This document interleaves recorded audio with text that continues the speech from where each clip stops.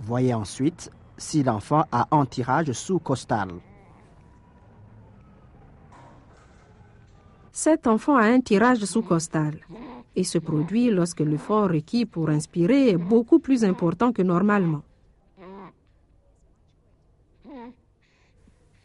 Pour voir s'il y a un tirage sous-costal, vous devez savoir à quel moment l'enfant inspire. Lorsque l'enfant inspire, la partie supérieure de la poitrine et l'abdomen se soulèvent. Inspiration, expiration. Inspiration, expiration. Inspiration. Nous avons ici un enfant en bonne santé qui a une respiration normale. Lorsqu'il inspire, la partie supérieure de la poitrine et l'abdomen se soulèvent. La partie inférieure de la poitrine se soulève également.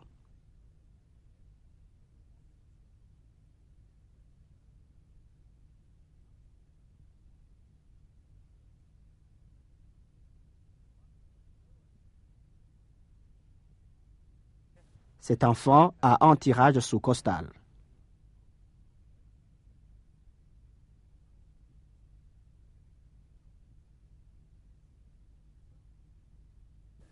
Lorsque l'enfant inspire, la partie supérieure de la poitrine et son abdomen se soulèvent, comme chez cet enfant en bonne santé.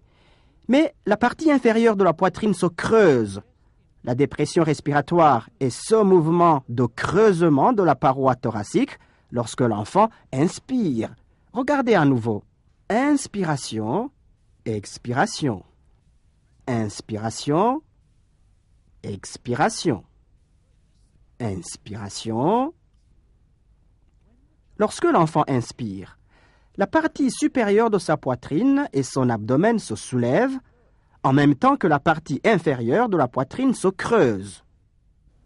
Recherchez maintenant ces mouvements chez plusieurs enfants. Recherchez un tirage sous-costal lorsque l'enfant inspire. Cet enfant a un tirage sous-costal. La partie inférieure de la paroi thoracique se creuse lorsque l'enfant inspire.